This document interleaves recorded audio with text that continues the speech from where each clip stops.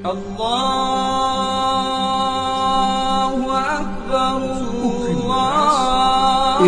demandé aux personnes de préfecture qui se serait opposé au contrôle par la police de son épouse intégralement voilée. Bilan de la soirée. أشهد أن لا إله إلا الله. Sur la question de Balbala, sur la question de la polygamie, sur la question de Taliban,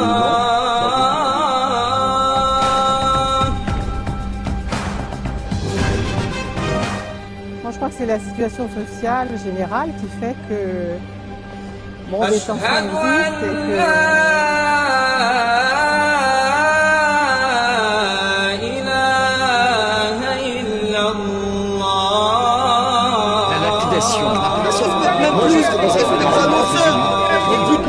on les assassine, c'est loi divine. C'est loi divine. C'est ça que vous voulez. Je suis d'accord. C'est ça que... Qu'est-ce qu'on va leur dire aux jeunes? Les jeunes quand ils cassent, les jeunes dans les quartiers.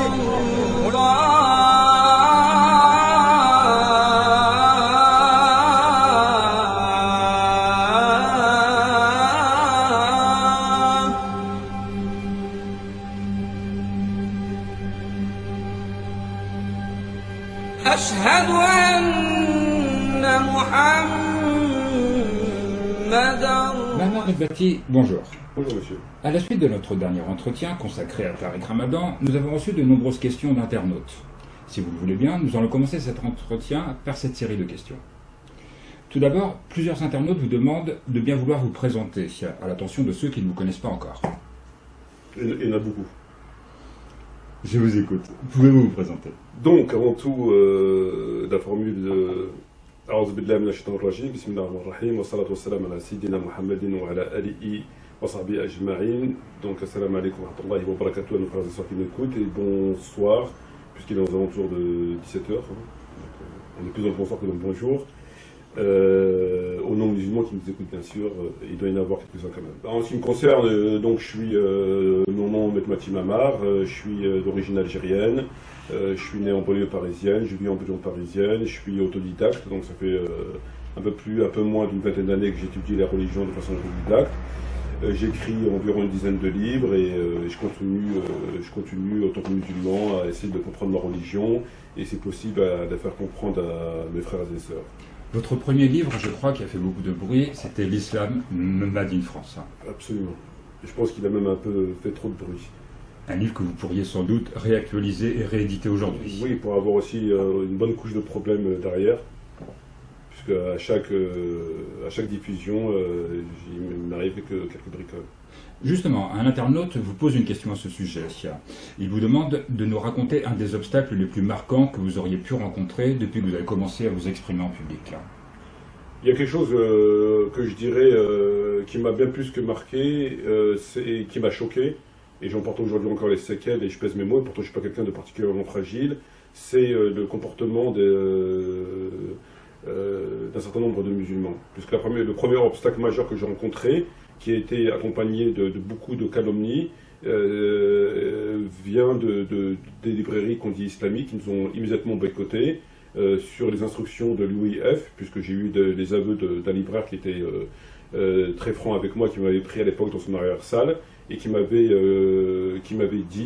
avoué que l'UIF avait demandé un regroupement des librairies islamiques et ils avaient demandé à ce qu'on boycotte. Justement, vous devancez les désirs de nos auditeurs, puisque beaucoup de questions concernent un éventuel boycott des médias musulmans. On vous demande par exemple pourquoi Oumma.com et d'autres ne diffusent pas votre travail.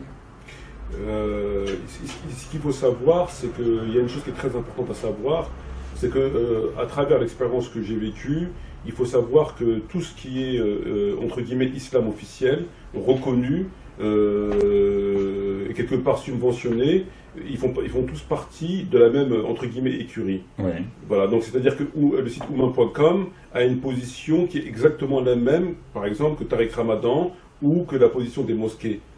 Donc que ça soit au niveau des officiels dans les mosquées, que ce soit au niveau d'un certain nombre entre guillemets de gros sites, ils ont tous exactement le même comportement. Donc vous pensez qu'on puisse réellement parler de boycott? Ah oui, c'est plus qu'un boycott, puisque c'est agressif. Ils ne se contentent pas de ne pas diffuser. Non seulement ils se permettent de ne pas diffuser, mais ils vont jusqu'à essayer de me détruire. De quelle manière? En propageant des calomnies, en faisant un certain nombre de choses, notamment en relation avec un certain nombre de personnalités non musulmanes, pour essayer de me casser. En quoi, selon vous, votre discours les dérange? En tout, puisque mon discours, il va à l'encontre de ce sur pourquoi ils sont payés. Donc il est bien évident que vous avez l'islam qu'on veut rendre officiel, qu'on veut imposer aux musulmans, à travers les mosquées, à travers le discours de Tariq Ramadan, à travers un certain nombre de sites qui sont subventionnés. Et mon discours va à l'encontre de ça. L'islam de l'intégration. Exactement, va à l'encontre de l'islam de l'intégration, de ce que aujourd'hui est l'islam. En fait, pour faire court et pour faire entre guillemets faux, parce que c'est une mauvaise définition, il y a l'islam, il y a l'islamisme. Oui. Donc eux, ils combattent ce qu'eux ils appellent l'islamisme, c'est-à-dire l'islam politique. Voilà. Donc peu importe de qui il vient, peu importe où il se trouve, ils combattent l'islamisme. Voilà.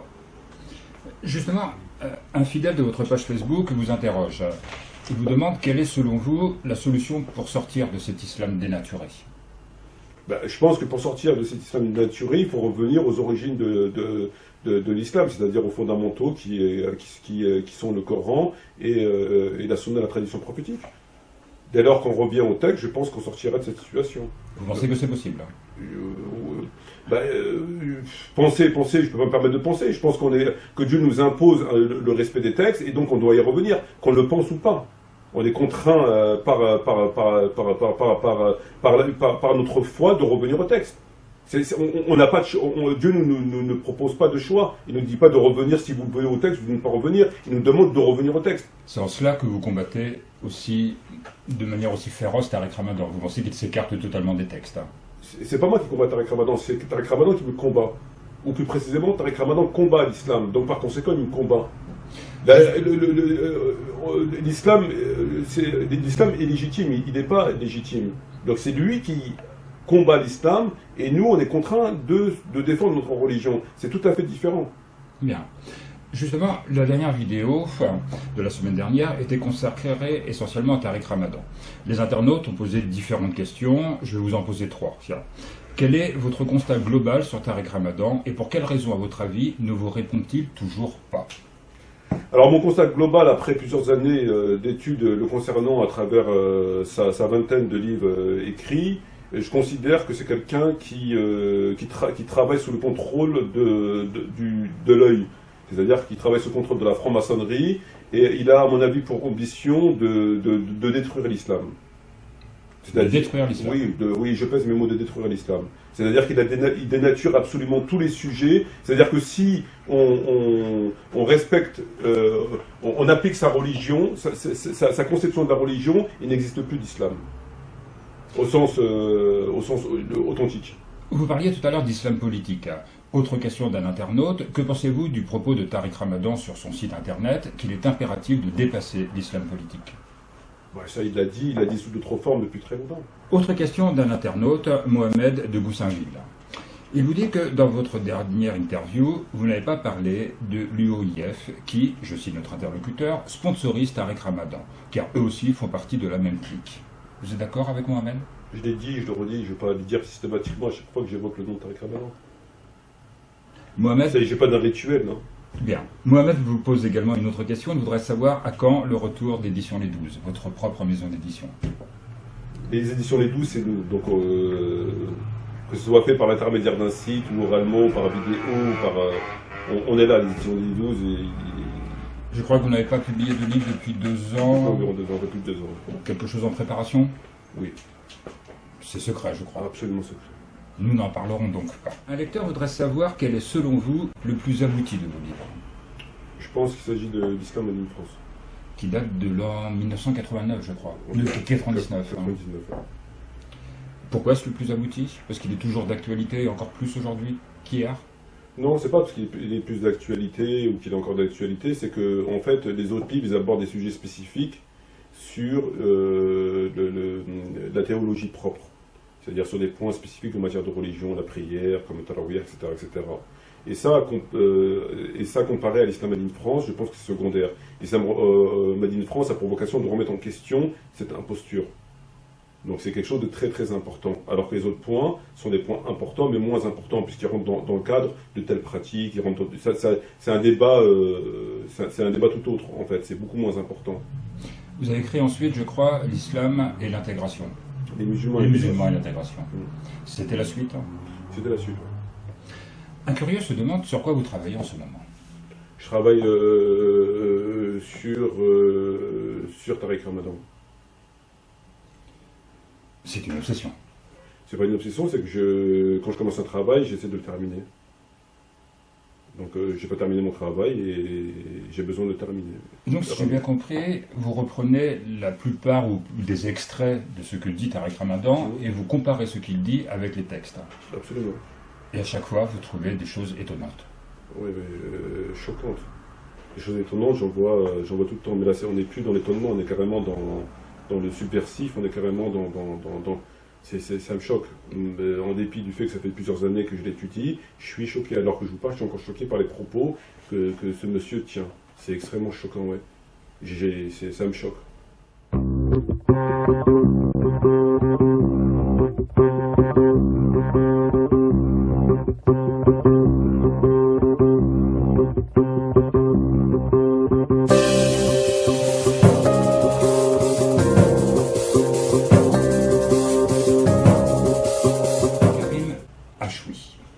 L'ancien ténor du barreau déclare qu'il va livrer bataille contre l'islamophobie, qu'il propose d'ailleurs de renommer musulmanophobie, à travers la Ligue de défense judiciaire des musulmans dont il est le fondateur.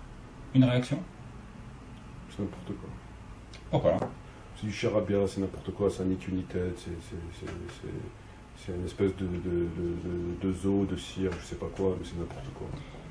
Karim Achoui déclare tirer sa légitimité du fait qu'il est un enfant né en France aux origines maghrébines. Vous pensez que c'est suffisant pour être légitime? Il me semble n'a pas avoir connaissance à travers mes lectures qu'on pouvait être légitime par rapport à s'appeler Karim ou s'appeler être enfant d'immigration à travers les... Il déclare lui-même qu'il ne pratique pas l'islam. Tant mieux. Mais ça mérite d'être franc. Mais il veut lutter contre l'islamophobie uniquement parce qu'il a des origines maghrébines. Ça n'a rien à voir. Parce que pourquoi cet amalgame entre l'arabe et l'islam, c'est ridicule. C'est ridicule. Comment veut-on qu'un homme musulman serve la cause de l'islam? Enfin, je veux dire, c'est n'importe quoi. C'est ni légitime, ni crédible à vos yeux. Ben, oui, c'est évident. Et je suis pas là pour critiquer qui que ce soit, mais il faut appeler les choses comme elles sont. Je veux dire, il faut juger les choses comme elles sont. Comment veut-on que quelqu'un qui n'est pas musulman défende la cause des musulmans? À partir de quel texte? À partir de quelle référence? Je veux dire, il faut quand même avoir un minimum de bagages au niveau de la religion pour savoir quel est le cheminement que le musulman doit avoir. Enfin voilà. On ne peut pas comme ça débarquer et puis défendre les musulmans. Voilà. S'ils considèrent que défendre la cause de l'islam, c'est de s'opposer systématiquement à toute mesure qui serait prise à l'encontre des musulmans ou à toute stigmatisation ou à tout acte, il ne défendra pas la cause de l'islam comme ça. Je veux dire, défendre la cause de l'islam, c'est aussi comprendre l'origine des problèmes des musulmans et les résoudre par rapport au texte. C'est pas de dire, voilà, il m'a empêché de prier aujourd'hui dans la rue, je vais faire quelque chose, il m'a empêché de ceci, je vais faire quelque chose. C'est n'importe quoi, ça n'a pas de sens. Il va même plus loin puisqu'il propose de remettre en cause les lois sur le voile et d'ester en justice pour faire abolir ces lois. Ouais, c'est carrément les grands travaux, c'est les travaux d'Hercule, ça. Ce qui est en train de se passer actuellement, ce qui s'est passé à certaines de nos sœurs et nos frères est tout à fait condamnable. Et donc je suis présent pour lever la voix et pour élever la voix surtout. Et pour dire que ces actes-là doivent être condamnés, qu'on doit retrouver les coupables. C'est agir plutôt que réagir. Comment expliquez-vous cette indifférence des médias à l'égard des agressions des femmes voilées? L'indifférence des médias, elle s'explique selon moi Ah ouais, bonne question. Pour moi, elle s'explique pas. Enfin, c'est ça, c'est dur à dire, elle s'explique pas. Je pense que c'est la vraie question à se poser. Pour moi, je trouve aucune excuse au silence des médias.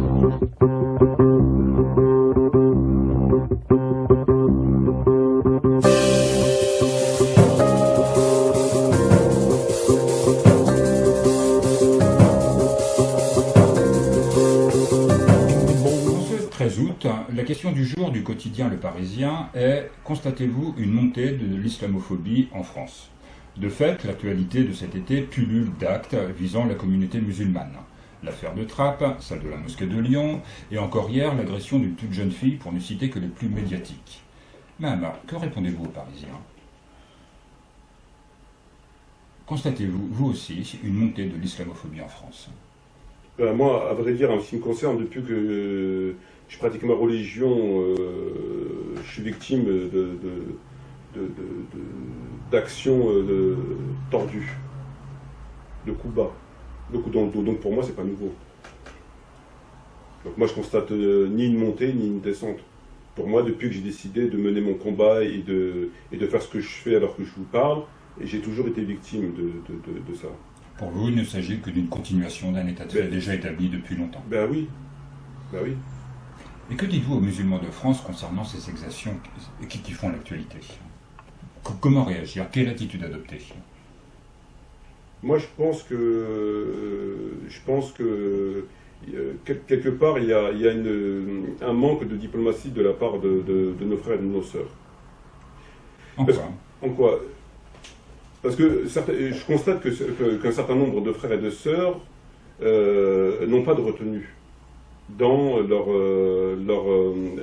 comment je pourrais dire ça, dans leur expression de la religion. Ils n'ont pas de retenue.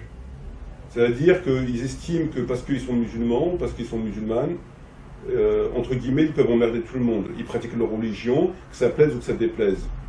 Vous voudriez qu'ils se cachent? Non, il y a une juste mesure. C'est-à-dire qu'on doit prendre en considération que nous ne sommes pas chez nous et qu'il est indispensable par sagesse et par diplomatie, par intelligence, à ne pas provoquer, pour le cas qui nous concerne, les Français.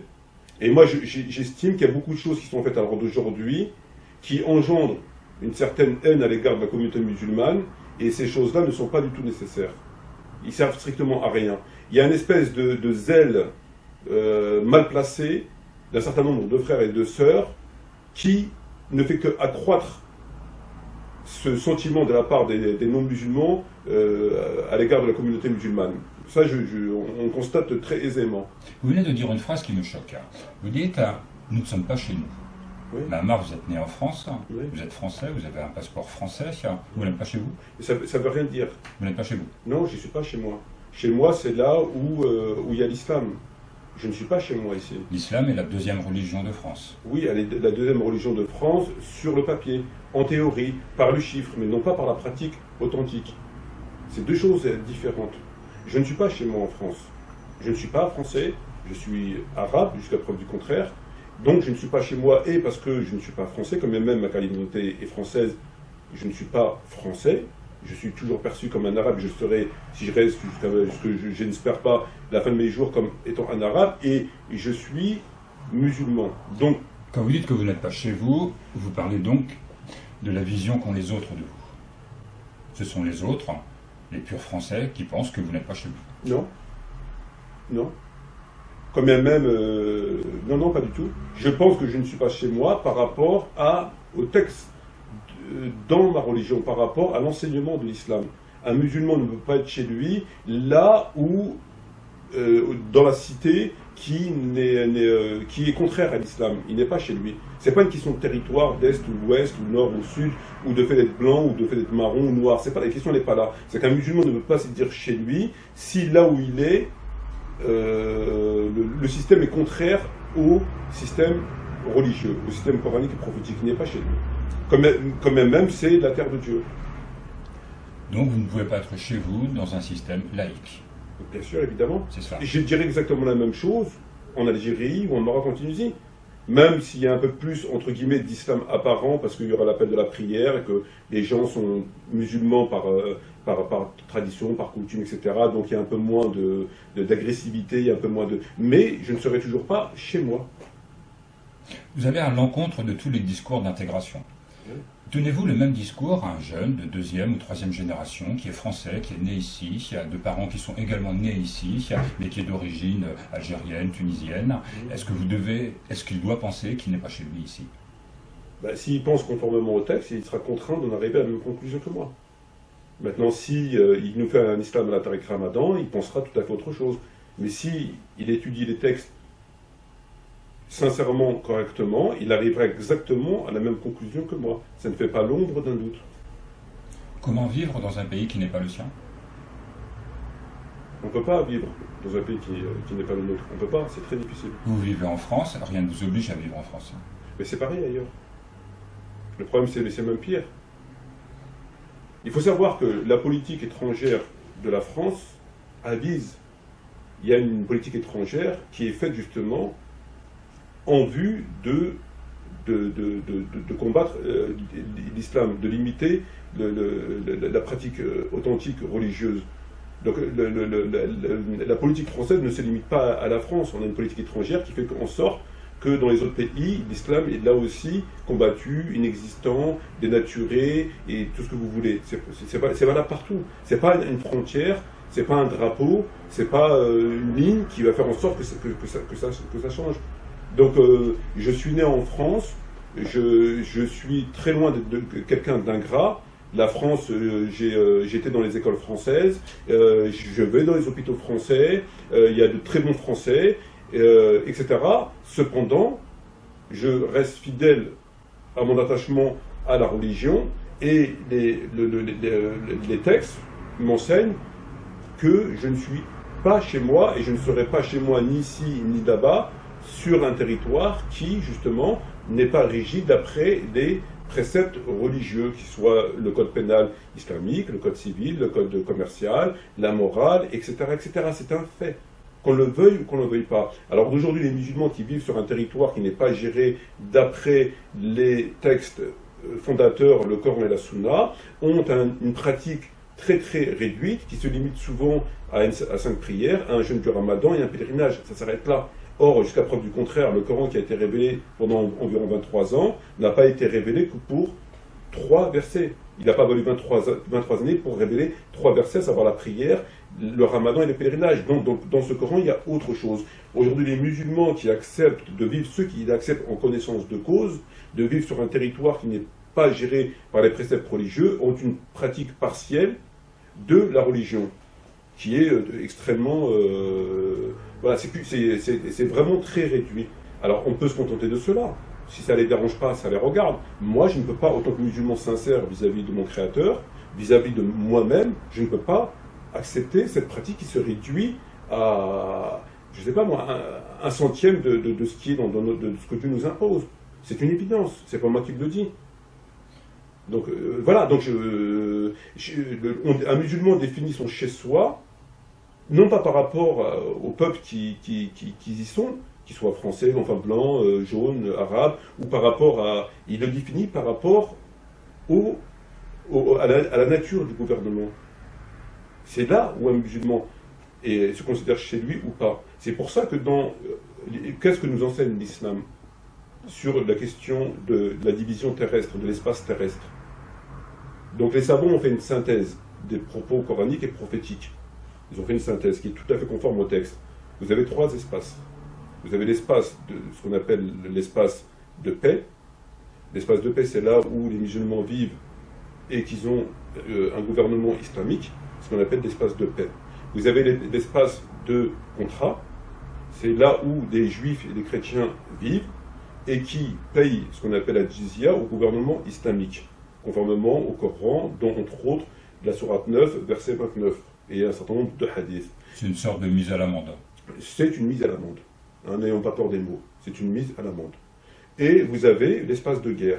L'espace de guerre se définit pas non pas par rapport aux gens qui y vivent. Ça peut être des Arabes, ça peut être... C'est pas ça. On n'a pas de problème sur la question des races, de la nationalité.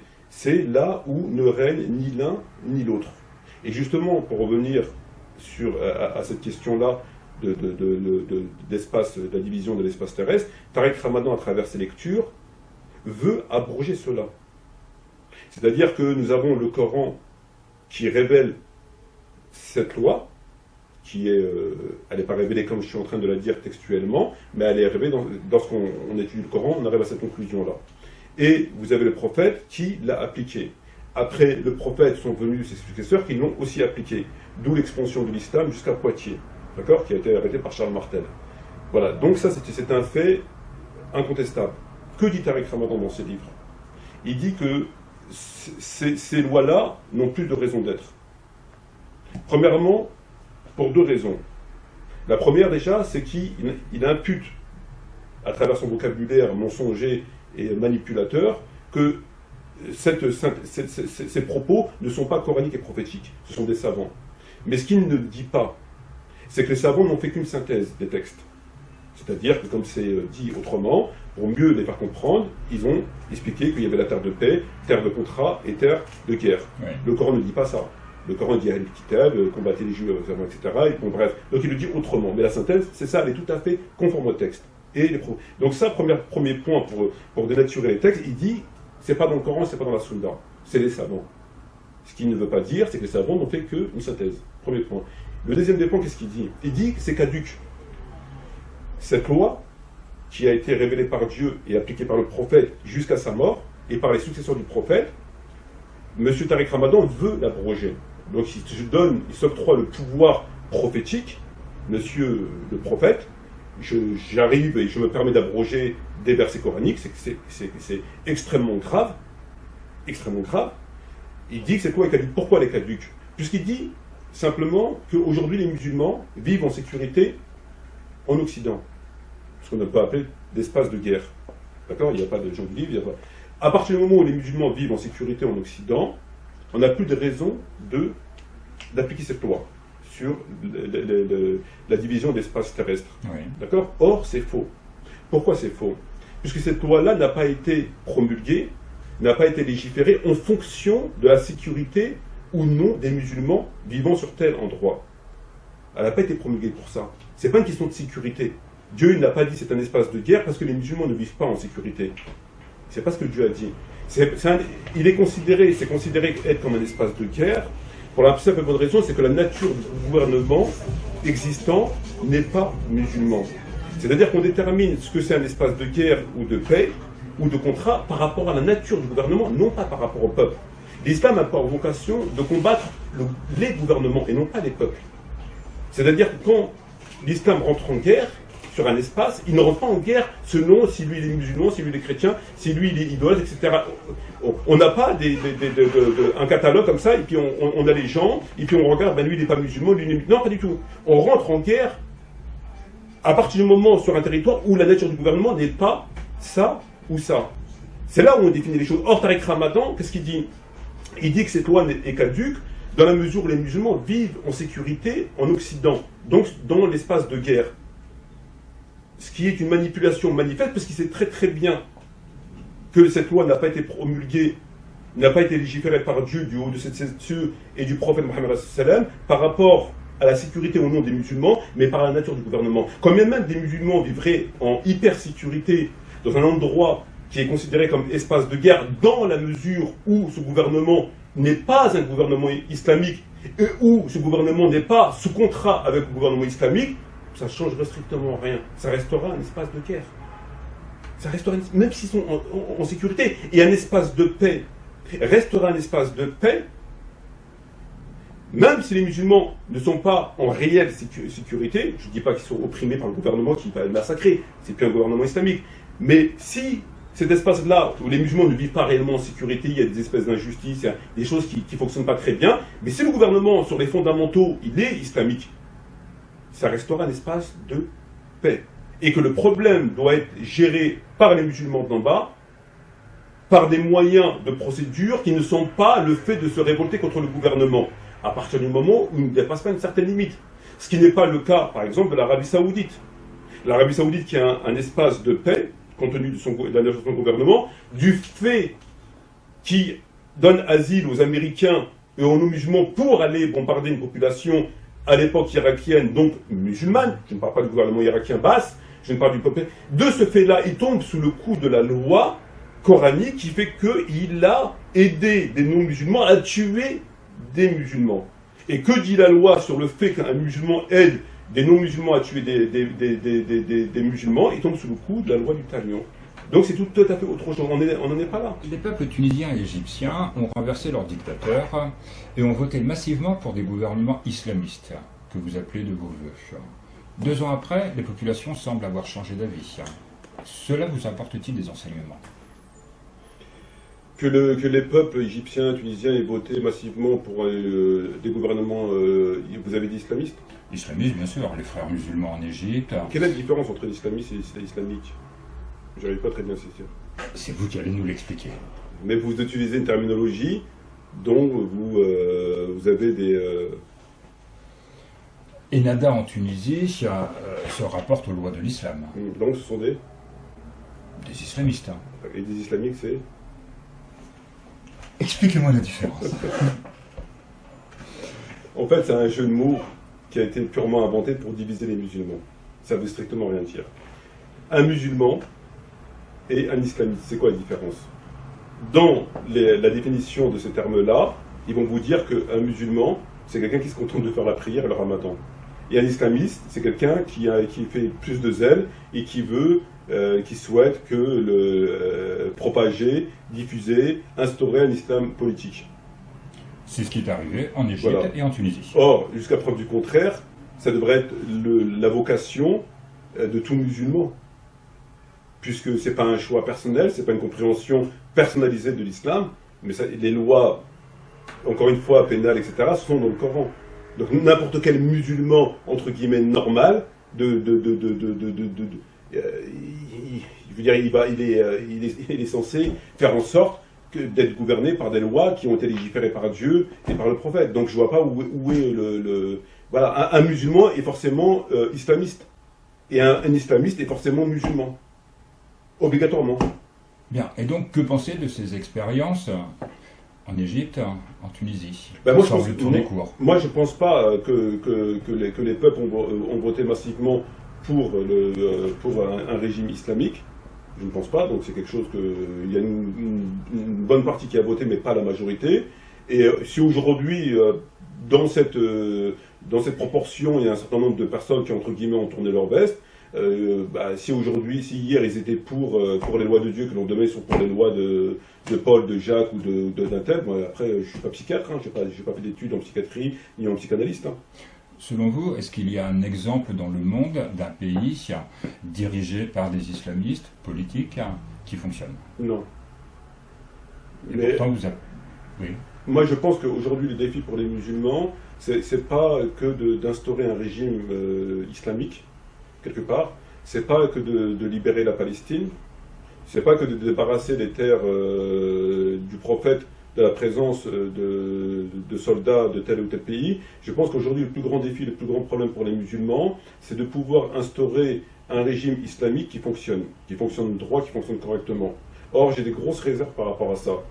J'ai énormément de réserves par rapport à ça. Parce qu'alors d'aujourd'hui, faire un code pénal islamique et faire un code de procédure islamique et un code commercial islamique, c'est déjà quelque chose qui, je dirais pas d'impossible, mais qui va révéler d'un défi extraordinaire. Et le deuxième problème qui se pose pour les musulmans, c'est toute cette division dans la communauté musulmane à travers le monde, qui fait qu'il va falloir beaucoup de sagesse, beaucoup de diplomatie pour éviter d'en arriver aux mains. Alors lorsque vous voyez aujourd'hui, il est très rare de trouver 2-3 musulmans qui arrivent à s'entendre, qui arrivent à faire un consensus et qui arrivent à se dire voilà, on va mettre de côté nos différences, nos divergences et qu'on va converger ensemble pour le bien-être de la Oumma voilà. Et ça, pour moi, ça me paraît et c'est ce que je crains le plus. Parce que parfois, je me dis, est-ce que les régimes aujourd'hui français, les régimes qui existent et qui gèrent les territoires, ne sont pas quelque part un moindre mal?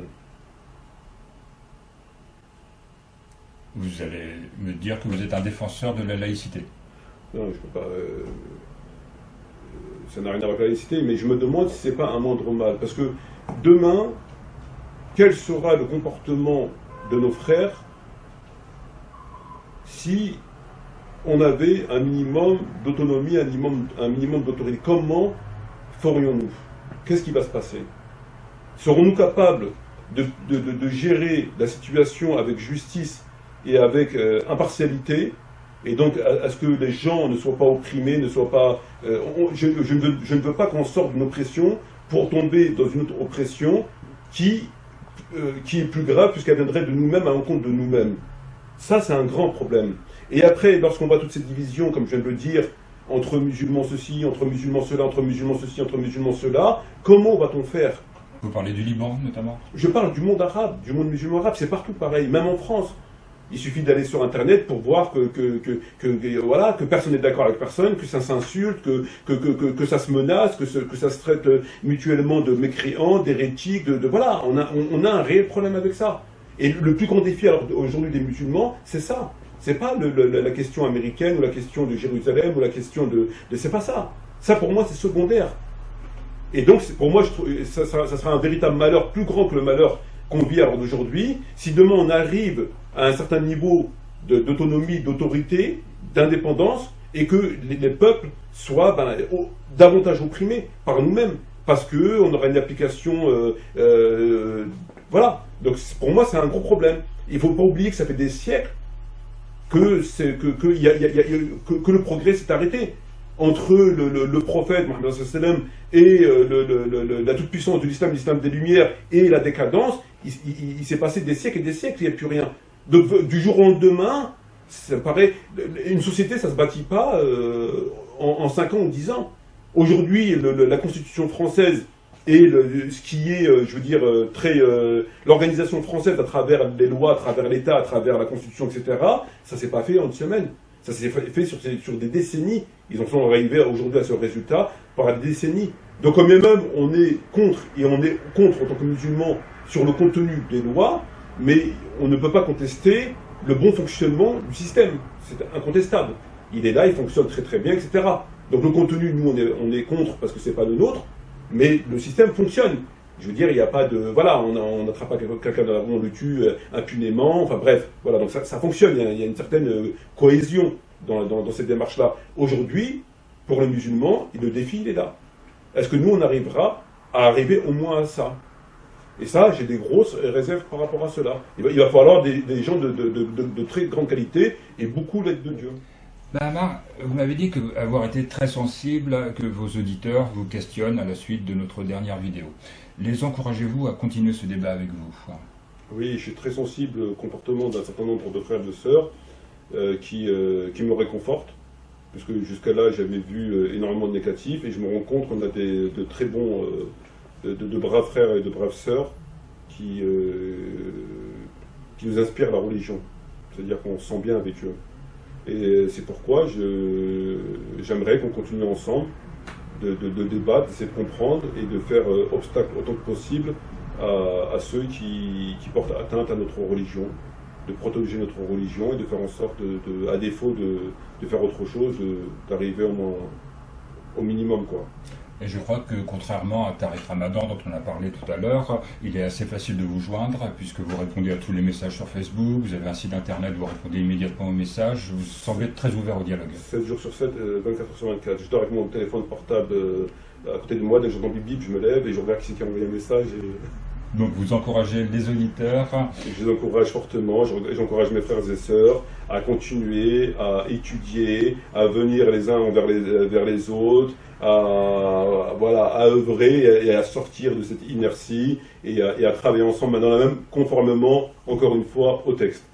Mamar Medmati, merci. Nous sommes malheureusement arrivés au terme du temps qui nous est imparti. Je vous laisse le mot de la fin. Alors, le mot de la fin, je pense qu'on est parti, si Dieu le veut, pour faire ce genre de vidéo au moins une fois par semaine. Et donc j'invite nos frères et sœurs d'être là et d'essayer de nous accompagner dans cette démarche. Merci beaucoup, Mamar. Merci à vous, merci à tout le monde.